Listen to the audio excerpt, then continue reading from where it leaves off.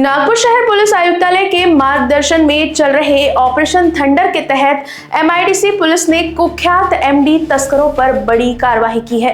23 दिसंबर 2025 को मिली गुप्त सूचना के आधार पर वानाडोंगरी संगम रोड के पास छापा मारकर पुलिस ने राजस्थान निवासी 2 आरोपियों को गिरफ्तार किया है। तलाशी में उनके पास से 533 ग्राम एमडी मेफोड्रोन बरामद हुआ, जिसकी अनुमानित कीमत 53,30,000 रुपए आकी गई है। इसके साथ ही 3 मोबाइल फोन्स, 900 रुपए नगद भी जब्त किए गए हैं। कुल मिलाकर 53,70,000 रुपए की अवैध संपत्ति जब्त की गई।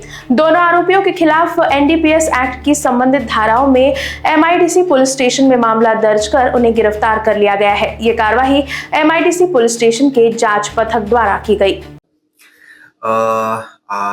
आपल्याला सगळ्यांना माहिती आहे, आम्ही ऑपरेशन थंडरच्या जेव्हापासून सुरू केलं तेव्हापासून आम्ही एक ड्रग्सच्या अगेन्स्ट कॅम्पेन आम्ही करत आहे।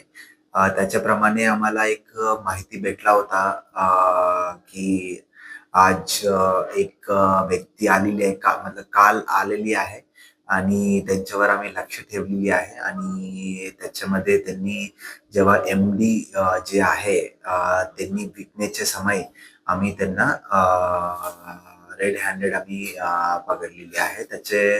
त्याच्यामध्ये आम्ही अराउंड 535 ग्रॅम्सच्या एमडी आमचे ताब्यात भेटलेली आहे। याच्यामध्ये सर विक्रीसाठी आणलेले होतं, तर कशा प्रकारे विकण्यासाठी बाहेरून माल आला, तर काय प्राथमिक माहिती समोर आली? तो आतापर्यंत जे माहिती आहे त्यांनी विकण्यासाठी माल आणला होता, ते राजस्थान वरून ते आलेली आहे आणि त्यांनी इकडे नागपूरमध्ये विकण्यासाठी आलेली होता। पण त्याच्यामध्ये आता कोणाला विकण्यासाठी आलेली आहे ते काही आमच्याकडे आतापर्यंत इन्व्हेस्टिगेशन मध्ये आढळून आलेले नाही। ते इन्व्हेस्टिगेशन आणि तपास सुरू आहे। त्याच्यामध्ये जेव्हा आम्हाला कळेल आपल्याला आपण सांगू। किती एमडी आहे, कितीचा पूर्ण मुद्देमाल याच्यामध्ये जप्ती करण्यात आलेले आहे आणि कुठल्या वरिष्ठ अधिकाऱ्यांच्या मार्फत ही कारवाई करण्यात आली, काय सांगा? ते बेसिकली अराउंड 500 जसं मी सांगितलं 535 ग्रॅम्सच्या एमडी आम्हाला भेटला होता। ते त्यांच्यामध्ये मुद्देमाल त्यांचे मोबाईल फोन्स पण आम्ही जप्त केले। ते अराउंड जे त्यांच्या आता प्राइसिंग बघितलं तर अराउंड 15 लाखाच्या मुद्देमाल आम्ही जप्त केलेली आहे त्याच्यामध्ये। आणि हे संपूर्ण जे आहे आमच्या मार्गदर्शक माननीय आमच्या सीपी सर आणि जॉईंट सीपी सर आणि ॲडिशनल सीपी सर त्यांच्या मार्गदर्शनाखाली आम्ही हे कारवाई केलेली आहे। याच्यामध्ये जे आहे ऑपरेशन थंडर चे सुरू केलेल्या सीपी सरांची, त्याच्यामध्ये जे आमची कारवाई सुरू आहे त्याच्यामध्ये अजून एक कारवाई आहे, पण हे मोठा कारवाई झालेली आहे।